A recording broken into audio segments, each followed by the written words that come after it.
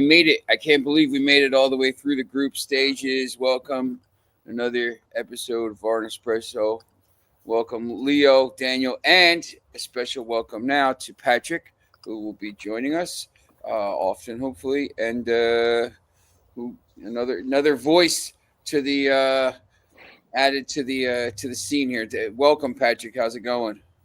Yeah, brilliant. I'm not sure how much clout I'll bring as with the matches last night. I had in my head predicted the Man City Juve match to be an absolute dull fest, and then predicted a Real Madrid to sort of have one of those super off days when everybody plays badly and maybe slip up. But I can right my errors with some analysis anyway, hopefully. It's interesting with this tournament, as it played out last night, the final four spots as they were, that Real Madrid match, I think, right from the beginning, Salzburg had a couple chances, but Madrid really was pretty dominant in that game. It played in Philly, and it was it was cool here. It was basically like English weather a little bit. It was pissing down rain, and it was a little cooler. It wasn't 40 Celsius.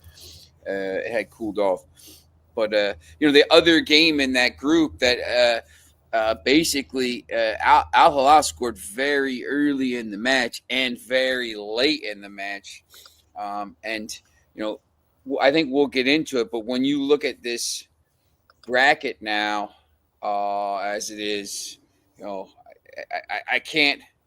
In my opinion, Manchester City is probably going to walk to the final on their side. They've probably looked like the best team in the whole tournament at this point. And, PSG, Bayern, and Real Madrid, and if you want to include Dortmund in that, are all on the other side. So only one of those teams is going to get through. So, what were your takes last night on I guess we'll start with the late window, Real Madrid, the way they looked, and Al Hilal taking care of business. Yeah, well, I think Real Madrid were especially impressive, given it was the first time that Xabi Alonso had decided to change up the formation and play with five at the back. So I thought they handled that. I thought they handled it very adeptly. I thought it gave Bellingham a massive amount of responsibility defensively, and then in the chances to get forward. I think he handled both of those brilliantly. I think Xabi Alonso's probably, like most Madrid managers, the biggest task he'll have is getting a structured style of game in. He likes that five at the back with the two wings, able to get forward and attack plentiful. But I think he also has to manage those egos and the sort of superstars that he has. Because last year, I think anyone watching Madrid could have seen that there was a lack of organization, and players are almost running over each other, breaking position, breaking formation to sort of like get the sort of highlight moments themselves. I think Xabi Alonso has dealt with that fantastically. This match, if it's the template going forward, it's a highly impressive template. I feel Bellingham was outstanding. Vinicius Jr. was probably touch at the goal later on, but his little back heel touch to set up Valverde for the second goal was just beautiful to see.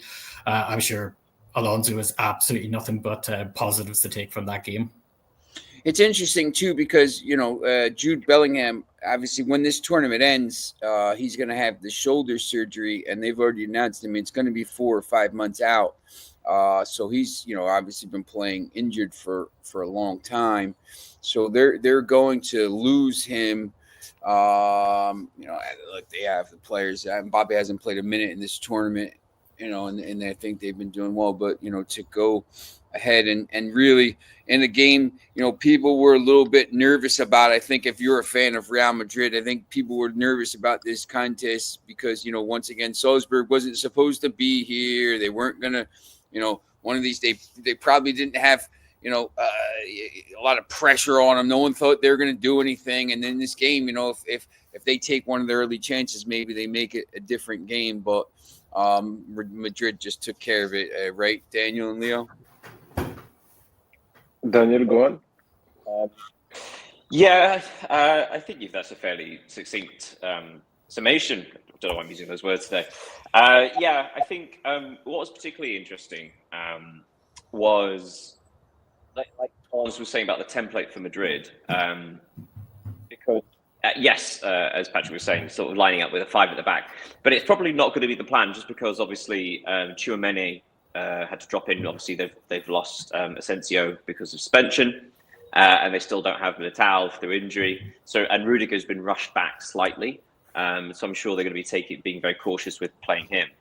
But what you saw in midfield were Bellingham and Huller, who is not a central midfielder. He's more of an attacking midfielder, either number 10 or from the right, but filling in that slot. So what you saw was actually almost this taking in turns of being a more advanced player and dropping deep. And it's incredibly exciting of the possibility of, if they were to use that formation, the flexibility of that midfield, because Valverde, Bellingham, especially, are able to attack and defend very, very well. Huller, maybe not so much defensively, but the fact is, they all have the technical ability to pass and the intelligence to take up spaces that no one else is taking up. So that could be very, very interesting moving forwards, as well as the fact that Trent Alexander-Arnold, as a right wing back, is actually very adept at coming inside, and therefore would allow someone like Huller or Valverde to then go out on the right. And yes, as far as positioning goes, it would be very, very interesting.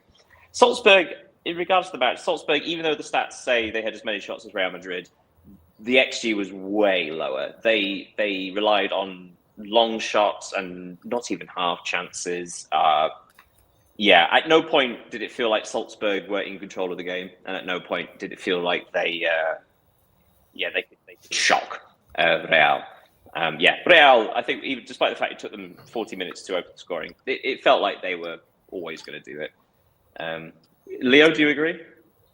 Yeah, I perfectly agree with what Daniel and Patrick have said since the last of this chat. A lot has been said about how Real Madrid and Alonso shaped the team. So I want to make my point on the attacking side of yesterday's game, because in the previous episodes we have been praising Juve's efficiency. And we found it again at Real Madrid yesterday. They scored 3 goals on 4 shots on target, which is quite efficient.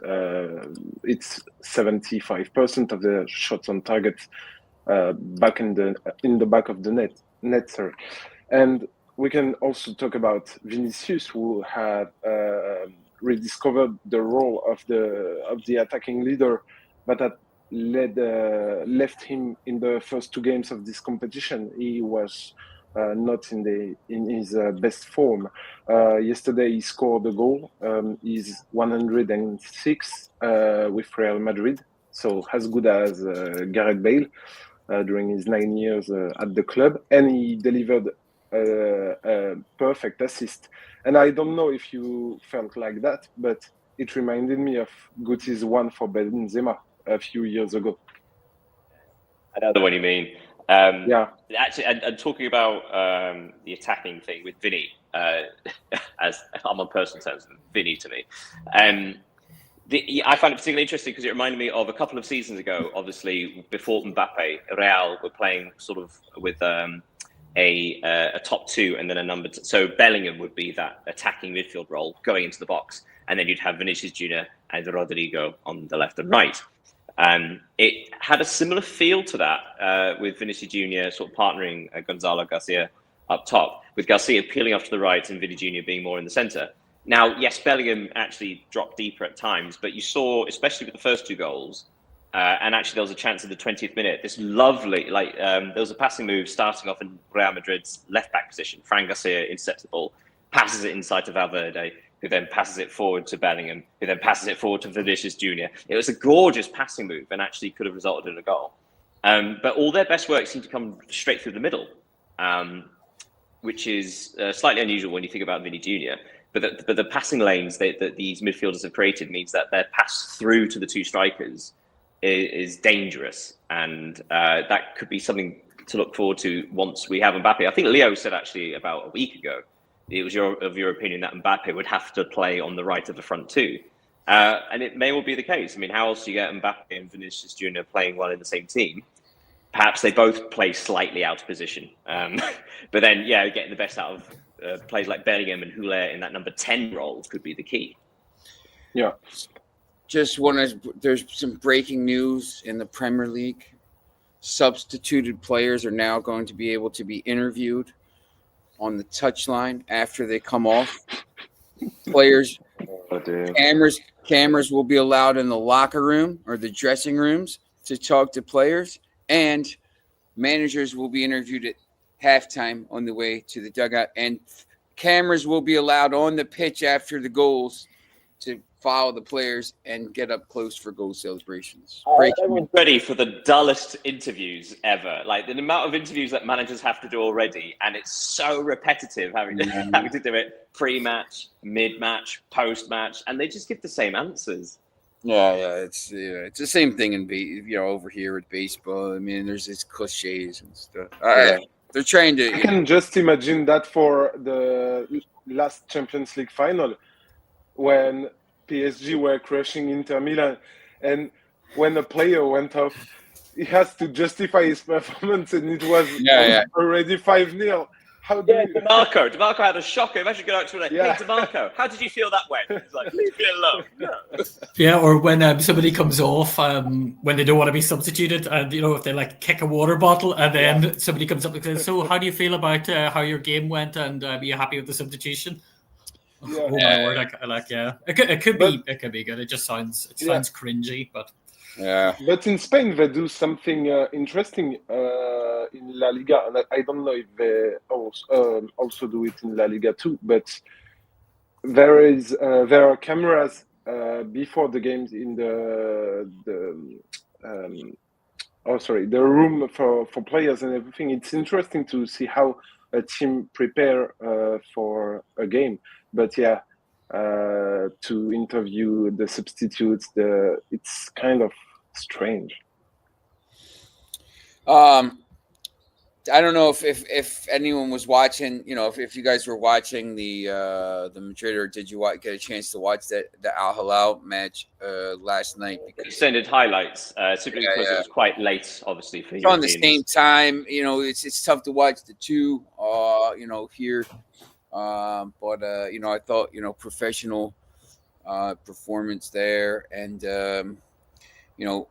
I don't know, this team could be a little dangerous. I think in the next round matches are going to be interesting because obviously the first one is the two Brazilian teams tomorrow, which could be interesting, and then there's some decent, I think.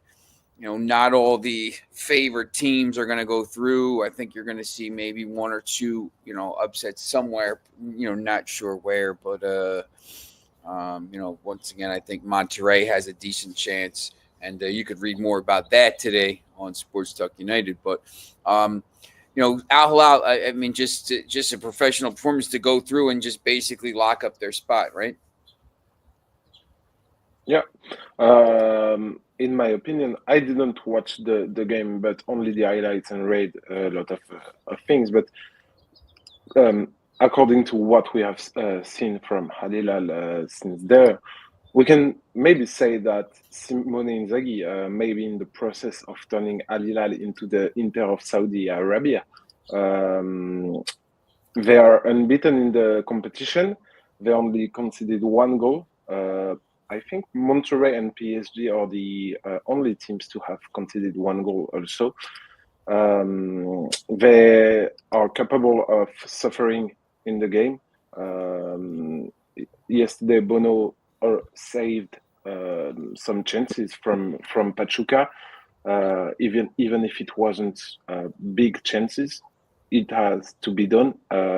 He prevented the equalizer. Al Hilal are showing that they can play against the best team in that kind of tournament with the context with it. I slightly disagree in that Al Hilal, yes, undefeated going through. That's no small thing. I was just looking. In the round of 16, 11 teams are undefeated. So it's being undefeated actually is itself is quite a difficult thing, especially there are in the bottom half, so in groups E, F, G, and H, as opposed to the big shocks for some of the favourites being knocked out, you get the second favourites being knocked out, right? So like Red Bull Salzburg were probably second favourites to go through, but Al Hilal have done a job to get rid of them. But Al Hilal, they have struggled to score, as we said in the show yesterday. Before today, they'd only scored 1 goal, and that was a penalty. So in 3 games, they've only scored 2 goals from open play. But my concern is, despite the fact they've only conceded once so far, they have given up a lot of chances. The fact that they've had to rely on their goalkeeper is Bono, isn't it? Not to be confused with the one with the glasses. He too. To rely on him a lot, and actually, if you look at the XG against Al Hilal, it's not as if they're sort of defensively secure. It's not like watching like Monterrey, right, who seem to just suffocate the ball and suffocate the play and sort of like just don't allow anybody near them. It's not like that. Al Hilal should have conceded more, but that's what happens when you have top quality players, right? They I think it was Koulibaly had a goal line clearance against Red Bull Salzburg. Bono made several world-class saves in the first 2 matches. I would be concerned for them in the next round, considering they're up against Manchester City, who look like they're in the groove. For me, that's a bit of a misnomer. For me, it's a bit, there are warning signs, I think, for Al Hilal. Patrick, I mean, did you watch the same thing? You watched highlights basically of that match? Yes, I did. I feel that it could be moot because, as Daniel says, they're playing Man City. But I agree with Leo. They're very good at sort of structuring the ball, playing ugly when they need to be a bit more impressive against Man City. I don't think that's going to work in any way. I would say they were more impressive than Salzburg were at sort of playing the more passive side of the game. I thought Salzburg tried to do that and came undone eventually. They got tired. Al Hilal are used to the high temperatures, are used to sort of playing under stifling heat. So that the conditioning wise, their players should be up and ready for a battle. I just feel like the luck of the draws completely went against them in that way with Man City because, as Daniel says, and anybody watching the match last night, they are in fine form going into this last 16. And they don't have to move as well because they're playing in Florida again. Yeah, I think... Pedro, how's it going, Pedro? Hello, good afternoon, everyone. Nice to see you guys. Hey, Pedro. We're just getting ready to talk about the earlier games here, Manchester City. To be honest, I forget what the other game was. It was a dead rubber between Wydad Casablanca and Al Ain. Al Ain, hey, good. I mean, good win for Al Ain, especially after Wydad scored, 4 minutes in. But it's just Manchester City looks like Manchester City from a couple years ago. Everyone's talking about how Pep has the fire again. It's amazing what $500 million of players will do to pep up the old roster there after not winning a trophy.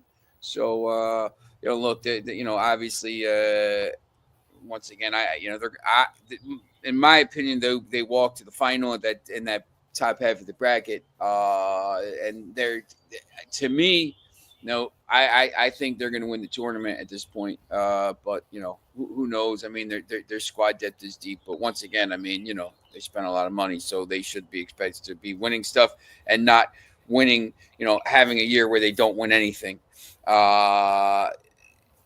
Is it just a matter of them getting their groove back, or are they just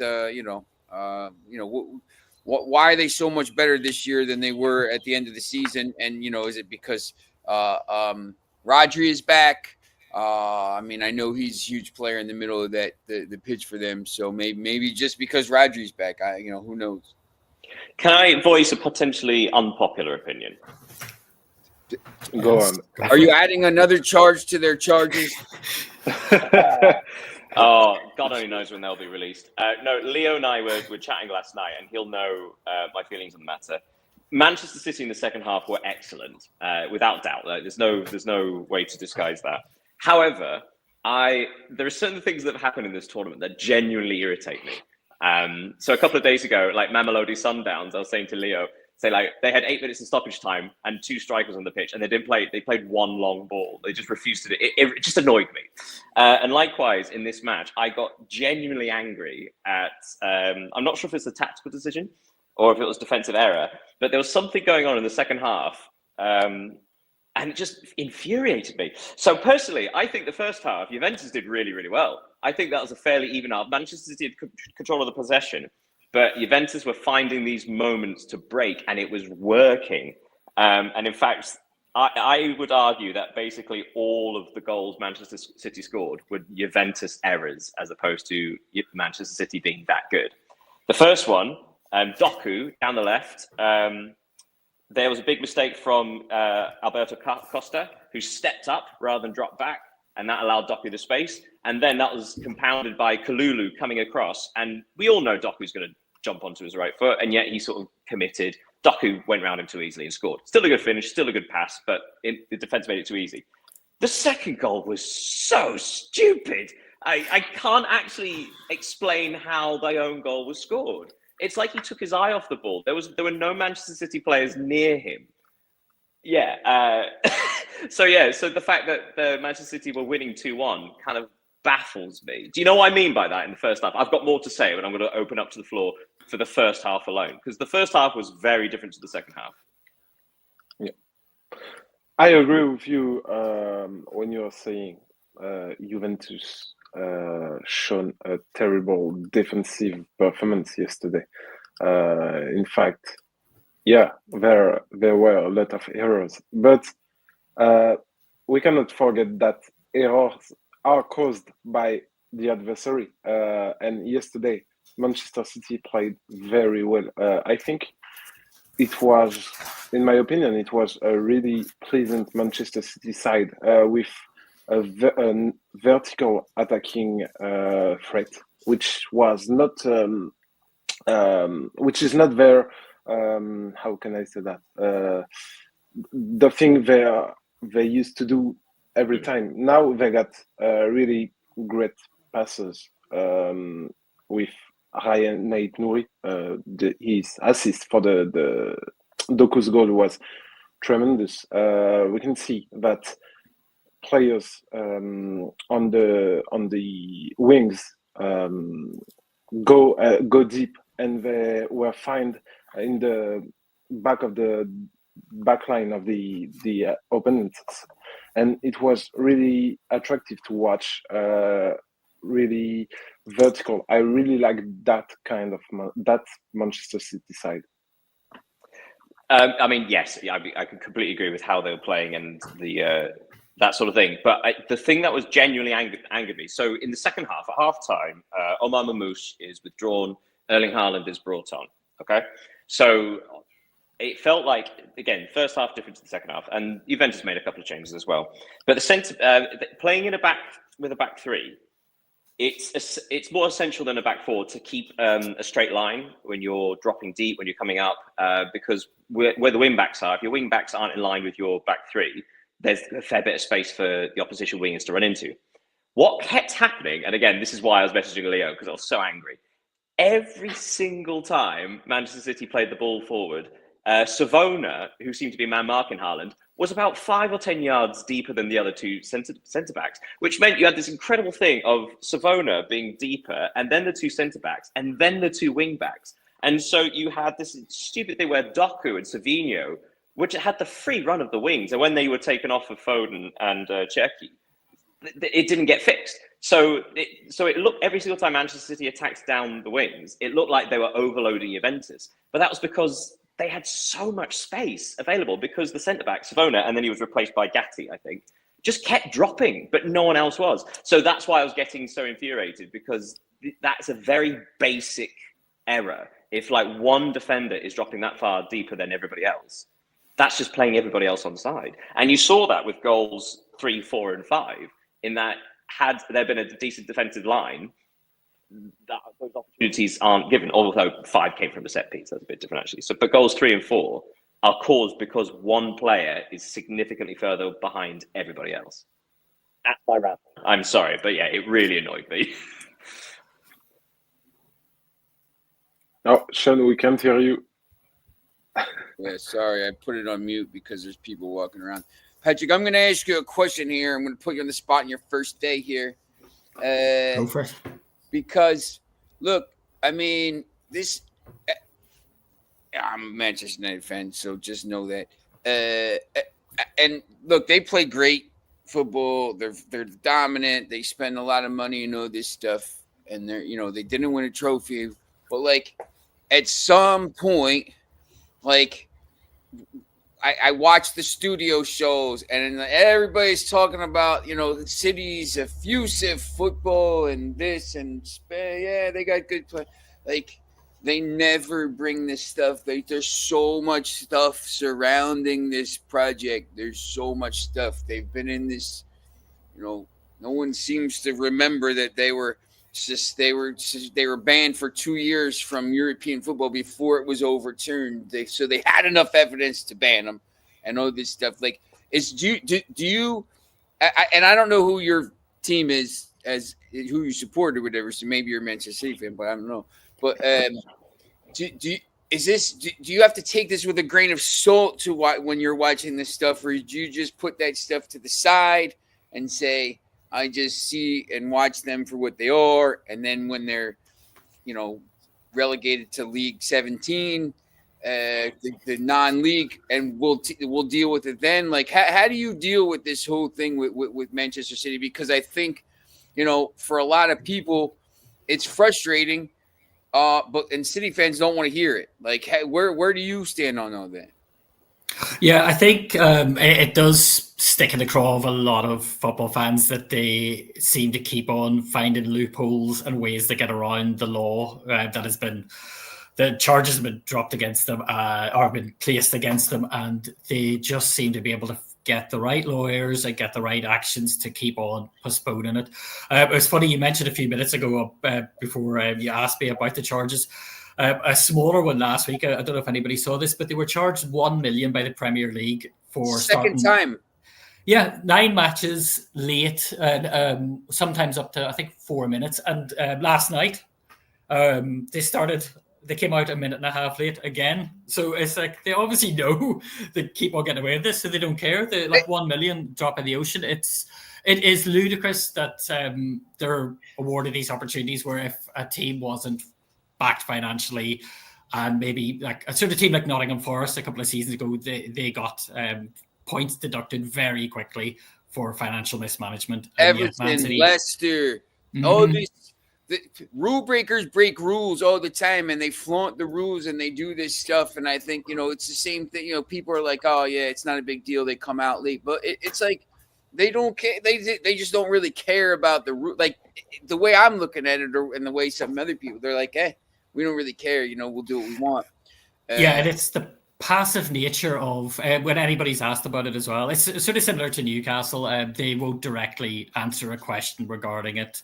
I know, obviously, it's an ongoing investigation, but instead of actually even putting it across a party line, they just tend to completely ignore it. I think Pep has just maybe told press or told people he's not going to answer questions anymore about it, so questions aren't raised. So yeah, it's really frustrating. I'm a Man United fan, but I think as a football fan for the Premier League, yeah, we are a good one. But just as a football fan, I was like happy to see Man City have a miserable year last year. I don't think the Pigeons will go home to roost on this one. I think they will find a way out of it, or have to pay a minimal charge. I'm a United fan. I like taking away all the other stuff. The football they play is great, but they spend a lot of money to do it under the and they spend a lot of money under this cloud of stuff. Daniel, go ahead. It's tricky talking about it. First of all, I actually agree with Patrick in regards to, I think anybody that wasn't a Manchester City fan enjoyed Manchester City season last year. But then you feel that if there's a dominant force in any league, you want them. You want unpredictability. You want to share around. You want new winners. You want new victors. We saw that this year in a lot of competitions across Europe, how the underdogs seem to win, which was wonderful. Regarding Manchester City, a couple of things to note. One, the difference between Nottingham Forest, Everton, Leicester getting charged is because they were charged on one thing, which was purely financial. So therefore, accounts were registered. They went over a PSR limit. But that's a number that's quite easy to show. Like, okay, there's that number you should have hit. You've missed it. Whereas Manchester City, you're trying to prove there are 4 separate category of charges. One of which is essentially proving that they deliberately misled or cheated. And another is quite interesting in that we were talking before about they'll find loopholes. They throw in like appeals. This like. Make everything difficult legally, which worked when they were banned from European competition for a couple of years. It wasn't overturned because they were found innocent. They were overturned because it was time locked. So UEFA can only investigate these things for, I think, up to 3 years or 5 years. And then in the appeal, it was found that actually the investigation period was over and therefore it's irrelevant. In this context, there is no time limit. So the 4th level of these charges is essentially digging your heels in. So hypothetically, if Manchester City were to be charged with a significant number of all the others, then all the charges of them being like not being cooperative will make everything worse. However, having said that, if they're cleared of everything, then that last one is kind of irrelevant. They'll probably just get a slap on the wrist. The other thing I would say that we have to be careful of is, and this is why it feels like it's undermining English football and on another level, European football. Is because the fact we don't know, right? We don't want a situation where if they are charged, we have no idea what their punishment is going to be. Do they have titles taken away? Do they get points deduction moving forwards? Do they get huge financial hit? No one knows because it's unprecedented. So us hypothetically thinking, will they be relegated? Will they do this? And like we just don't know. The only thing you can compare it to are Juventus. But that was a bribery charge back in, what was it, 08, 09, something like that. The Calciopoli?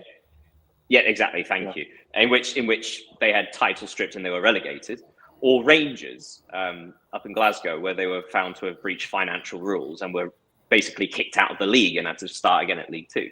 But there's nothing in English football to say what will happen. We don't know what if they're guilty of anything. We don't know what they will be found guilty of, what the implications are, and essentially what that means. It's all hypothetical. But the thing is, it's been hanging over our heads for so long, it's kind of too big to talk about. And I think that's why, sorry, this is a long answer, but I think that's why we all have to sort of just accept that nothing's happening currently, because the implications are too big. The implications could be irrelevant, or they could be enormous and everything in between. So there was a period when they were originally charged where everybody was talking about it for a good 2-3 weeks. And we're still in that situation of not knowing anything. So yeah, it kind of just gets to the thing of like, we're all just guessing based on absolutely nothing. And it kind of gets to a point where it's like, oh, let's just cross that bridge when we get. And you got Leo, Leo, your team, look, your team is now League Two because of financial irregularities, and I know different kind of thing, but it's got to be frustrating. I don't know, maybe it's not, but it's got to be frustrating to see, like what's going on there, and then other stuff. But I don't know. Maybe just maybe everyone, maybe if City fights it long enough, it'll all go away. Yeah, but the thing is with Lyon is that we knew that it could happen since a lot of time, since 6 months, to be honest. So now we are back on the wall. We are back on the wall. This morning, the first match day schedule went out by the Ligue 1, the LFP, the Professional French Football League, and Lyon were in this fixture because we don't know yet if we will play in Ligue 1 or in Ligue 2 next season. because we need to appeal. But we are waiting for as I said yesterday or 2 days ago, we are now waiting for the official notification from the DNCG, which is the French policy for financial issues. So it's kind of a blurry situation now. We don't know. We are in the expectative, and it's horrible because we all want to see our club stay in Ligue 1 and compete with PSG, OM, and everyone. But yeah, the situation is quite different than of Manchester City. All right, so after this, Pedro, I'm going to go to you here.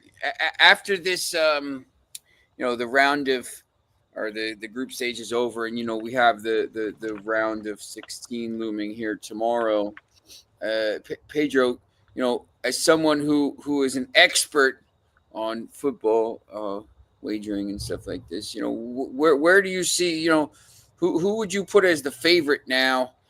In this tournament? Earlier, I said Manchester City has an easy side of that bracket on that top with all Real Madrid, Bayern, and PSG on the other side, and Dortmund if you want to include them.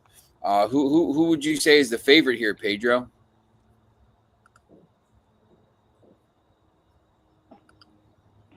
First of all, I love your work, guys. You do very well. I don't mind to stay here to listen and don't talk much. It fits me well. First, I want to say to Dan, he was right, because yesterday I was talking in Real Madrid Salzburg match, the possibility of the team finish with 5 points. I was doing my work talking about the tiebreaker rules, and then say you don't need to care about it, that Real Madrid will win easy. That's not gonna happen. You absolutely right. I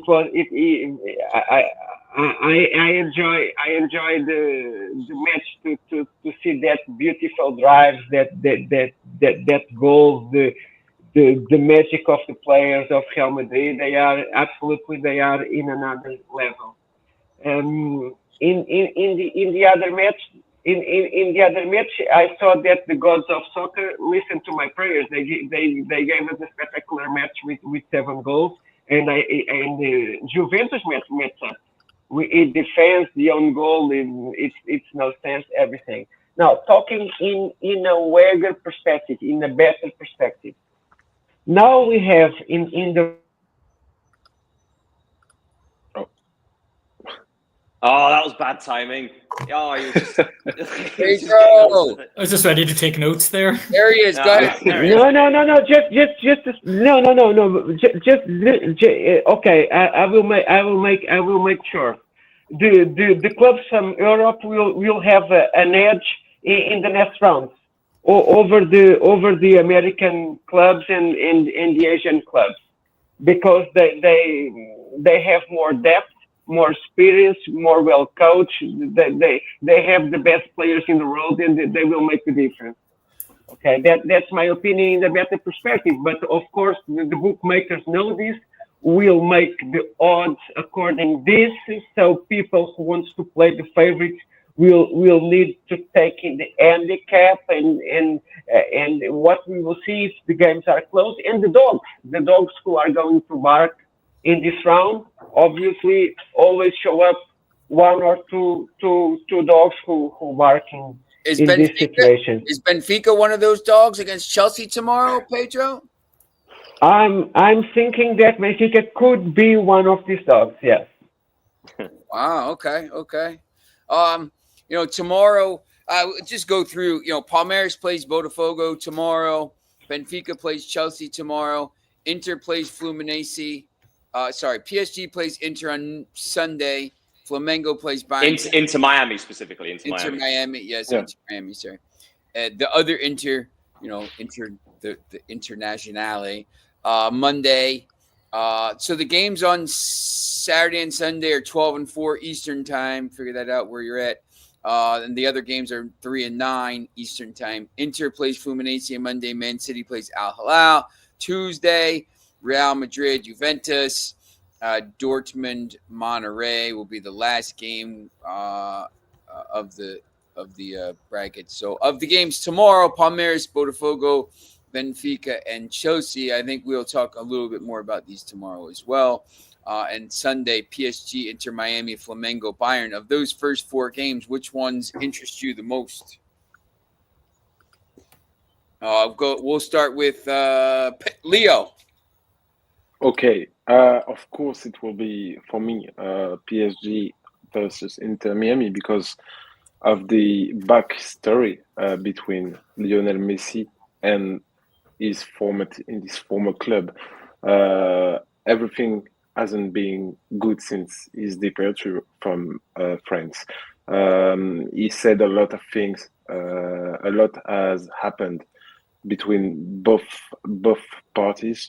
It will be interesting to watch. I don't think Inter Miami will win against PSG because there are a gulf which is too big between the two clubs. But just for the context of the game, it will be interesting to watch.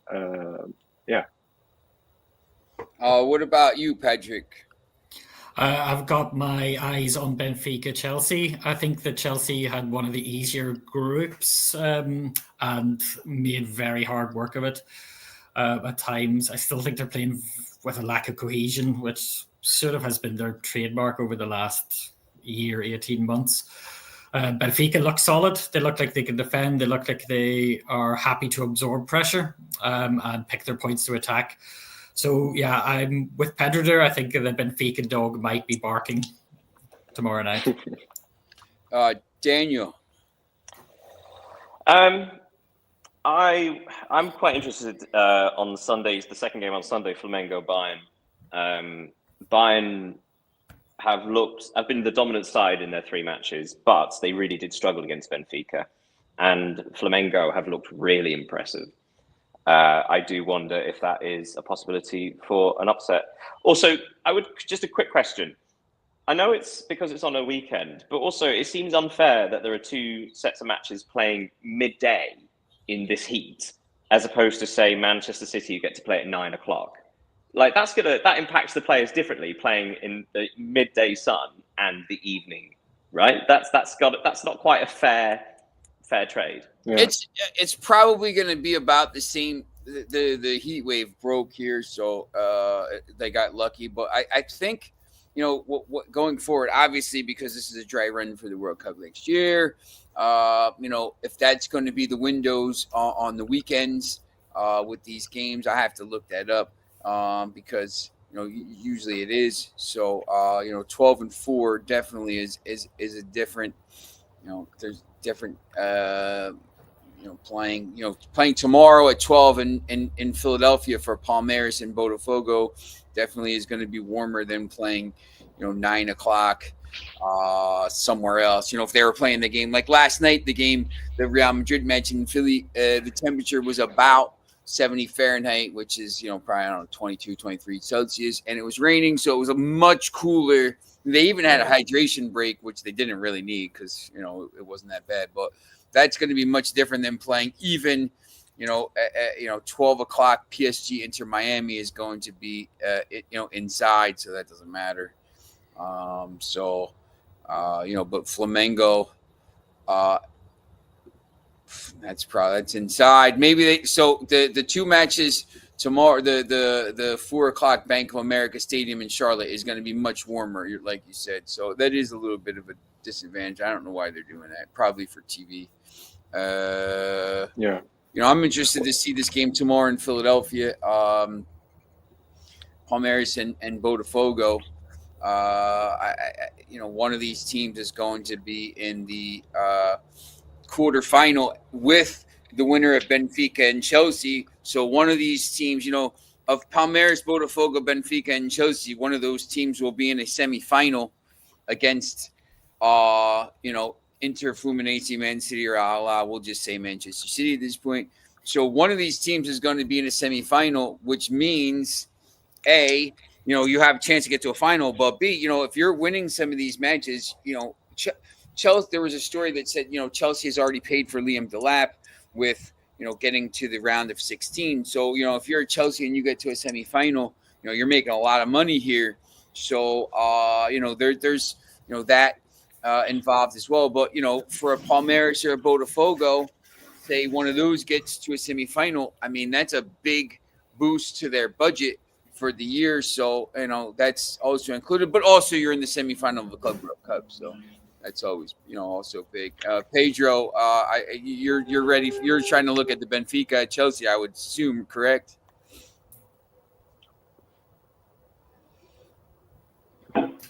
Sorry, guys, because I'm mute because I don't want to make noise. I'm using the keyboard also.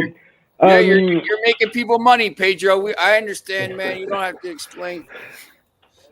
No, I want to help you guys, and all my work has an handicapper. All my contents are free for everybody. So anyone who asks me directly or from the shows about sports betting advice, and I don't like to force plays and to talk about what I don't know, but if they ask me an advice or to go to a show or to comment everything, every content, everything I say is free. I don't receive a penny. So it's normal. It's normal during the day. I'm preparing several things. That's how things work. I like to be honest with you guys. It's a pleasure to be in this group. Fantastic group. I'm trying to conciliate with other things. That's why sometimes I'm in transit. Sometimes I'm in the office or in the studio. It's how works. It's how things work with me. I like to be in the B sides. So and I want to talk. I want to ask your opinion about the weather conditions. How can that interfere with the playoffs, with the round of 16? Because yesterday I was watching the game in Nashville, the Al Ahly game against Pachuca, and the players, the jerseys were dripping water, really, completely dripping water. And I thought, how is that possible? I was checking the weather, and it was in Nashville, it was a humidity of over 70% and temperatures around 30. And the players were so exhausted. My God, they can't stand more. And the game was totally break. With Pachuca tries to equalize and had opportunities to equalize, and then the other team in fast counter attack had opportunity, has in the end to score the second goal. We go through, and in the Philadelphia game of who was the Real Madrid game, it was in Philadelphia, right? Yeah, last night it was cool and it was pouring. It was much more cool because because I didn't saw the players exhausted or completely sweating. So there's big difference between the stages who are receiving this tournament, and I think that will affect the games. The stadiums with high temperature and humidity, of course, this will affect the matches and affect the results. I think, the one thing, this was a pretty awful week for weather here. I mean, it's very, very hot. The weather is broken today or tomorrow in Philadelphia. It's supposed to be, it's going to be warm probably when it's 25, 26, warm for England, for English teams or whatever. But, it's going to be, I think, manageable, not super hot like last week. So I think this week will be much better. Obviously, the games at night during the week next week, and the games in the stadium in Mercedes and Inter Miami or Miami will be different. But I think you'll be, I think the weather will be less of a story this week. This week was just oppressive here, so but it should be less of a story. So, and we'll see.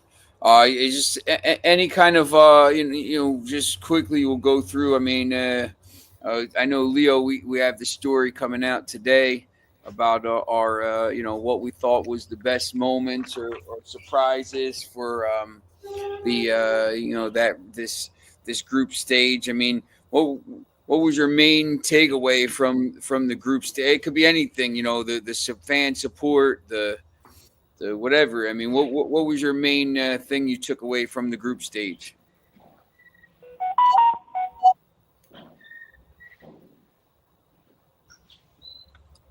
Yeah, I think that's better. Personally, I have to note about the Brazilian team because they were just exceptional between the way they played, the supporters, the good vibes they bring to the competition.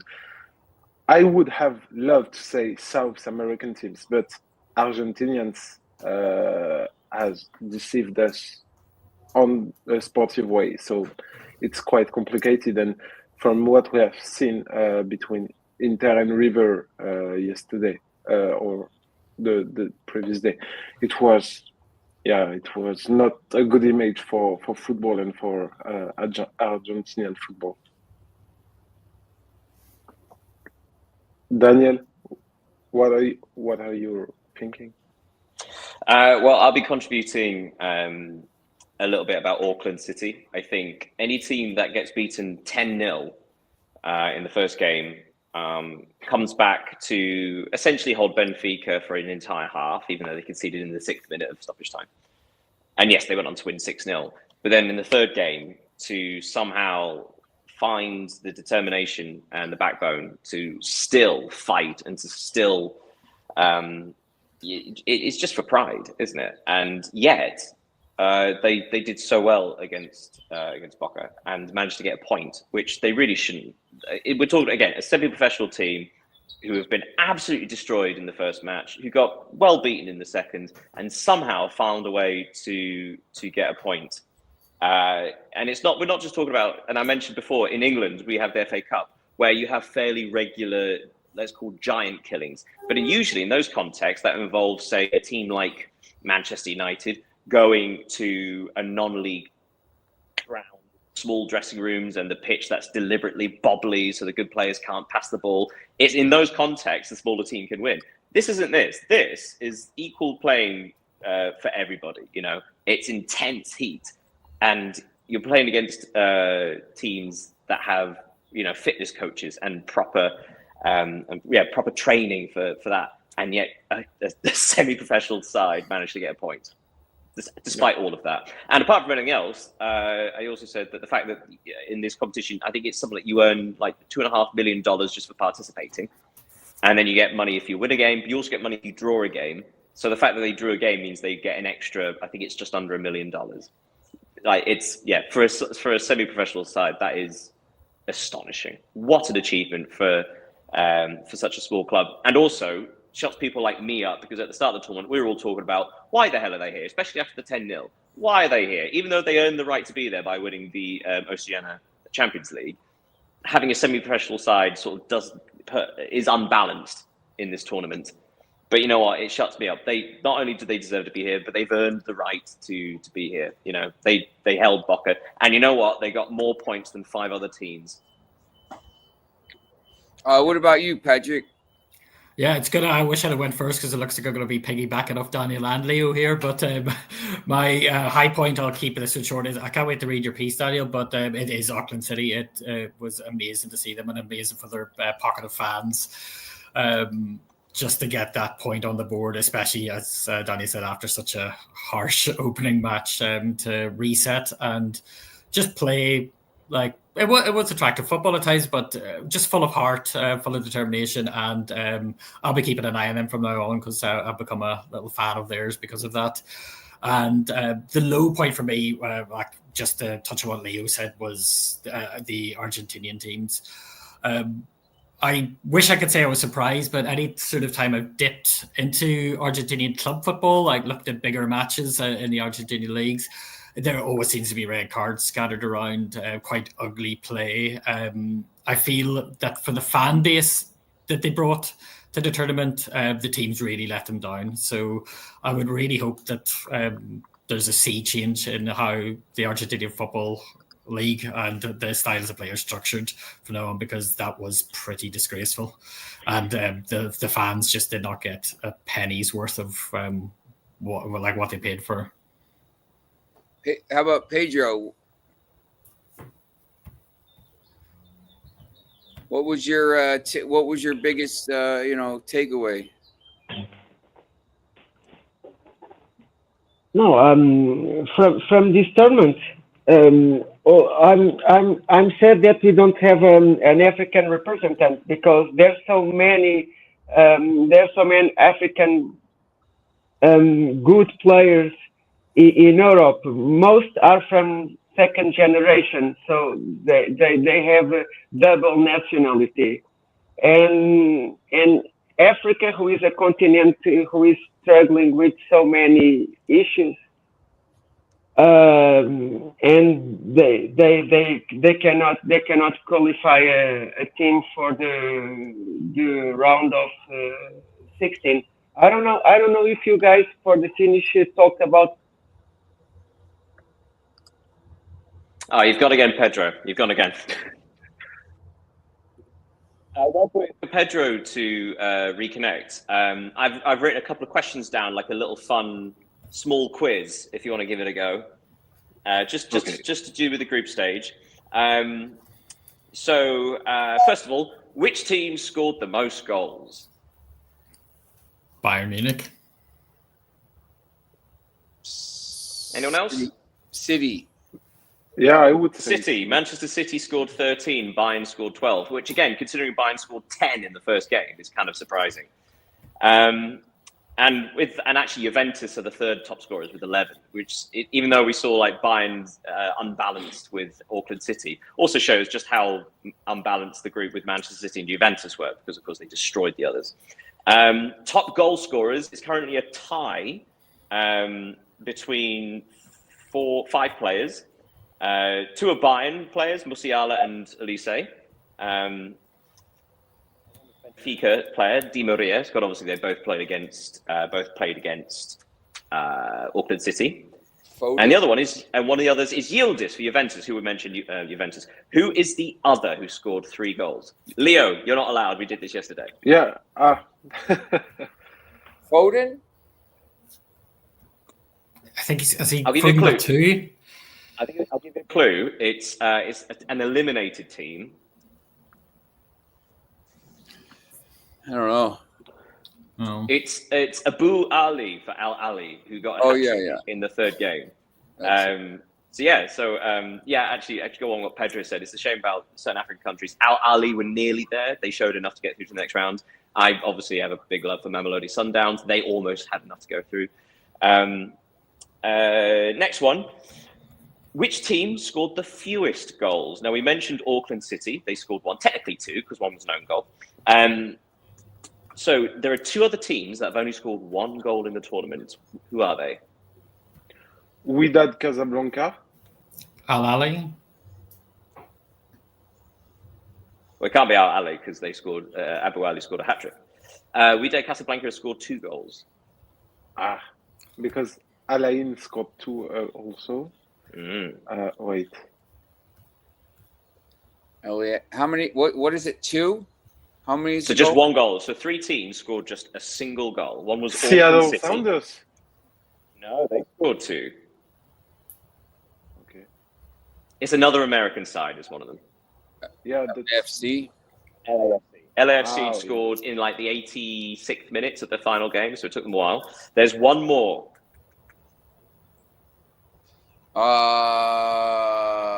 Ulsan. Atletico Madrid. It's another African side. Espérance de Tunis. We completely forgot they're in the tournament, but yeah, they only scored 1 goal. And finally, there are 5 teams. 5 teams got 0 points. Can you name them? 5 teams or 0 points. Yes. So obviously, as I mentioned, Auckland City got a point, so they are not one of them. Name the 5 teams that got 0 points. Sounders. So Wydad, Pachuca. Pachuca, surprisingly, Pachuca. Urawa. There's one more. Ulsan. And HD, well done. Oh. And finally, only one side won all 3 of their group matches. Who was it? City. Manchester City. Yeah. Well done, everybody. That's the end of the silly little quiz. Oh, actually, no, it isn't. No, it isn't. One more question, because we said top goal scorers, but who had the best defense? So 3 teams only conceded 1 goal. Yeah. PSG. Monterrey. Al Hilal. Monterrey and Al Hilal. Hilal. You got them all correct. So yes, just like as a general thing onto the round of 16, Monterrey against Borussia Dortmund might be closer than it is on paper, because Borussia Dortmund have not actually got it all together. They miss chances, they're leaky defensively, and Monterrey got it together. Monterrey will advance and play. We will get Sergio Ramos against Real Madrid in the quarterfinal, which would be the greatest thing in the world. I can't. That would be awesome. Well, maybe not, because as we mentioned before, if it's Dortmund, then it's the Bellingham brothers. Yeah, that's true. Yeah, there's a lot of. I'll tell you, there's a lot of. As much as we're through here, there's a lot of storylines with this, and it kicks off with the 2 Brazilian teams playing, but there's a lot of different storylines in this. Messi against PSG. Real Madrid. If Real Madrid and Dortmund play, it's the Bellingham brothers, and it's a rematch of the 2024 Champions League final. If Monterrey and Real Madrid play, it's Ramos against Real Madrid. I don't think anyone expects Juventus to get through, but maybe they do. There's a lot of different. If PSG and Bayern play, it's a rematch of the 2020 Champions League final. There's a lot of different. If Inter and Manchester City get through, it's a rematch of the 2023 final. So there's a lot of these storylines that are going to come out here in the next couple days, and the next, into the quarterfinals, semifinals, and finals. And when we stand, maybe we're going to see some teams. There's going to be some decent teams that don't make it into the semifinals. One of PSG and Bayern won't make it there. So, I think there's a lot of stuff coming up. That's our. Go ahead. Oh yeah, I was just going to say it's going to be very intriguing. Just to add a bit of extra onto the Juventus match, obviously playing Real Madrid. I don't know if anybody else had the same commentary feed as I did, but the commentators were saying that maybe this match could prove like a learning experience for Juventus, make them come back stronger. But to have Madrid next, that'll have to be one hell of a reality check for them. Yeah. I thought it was a very bizarre thing for. I think it was Andros Townsend was commentating. That's quite a strange thing to comment. Although, but it's also, should point out that Igor Tudor has only been in the job at Juventus for 5 months, 6. So he's still relatively fresh. He's not had a transfer window, I don't think. So it's still it's technically a new manager. Still. Yeah. But through forward, new management, because we were talking about new managers before the start of the tournament, because they were in so many situations, and actually you have seen a few of them get knocked out, but you've still got. I know it's not going to happen, but it is possible that Inter will play Al Hilal in the quarterfinal. Not that it will happen, and then you've got the Simeone and Inzaghi reunion, which is quite funny. Yeah, I think we've got a lot of storylines coming up. So make sure you join us tomorrow. We'll do a preview of the games and maybe talk a little bit about some of the other stuff going on. So maybe. And Daniel, you can make quiz every day. Pay me. All right. We will see you again tomorrow. Have a good day. Have a good day. Bye, everyone. Goodbye. Thanks very much.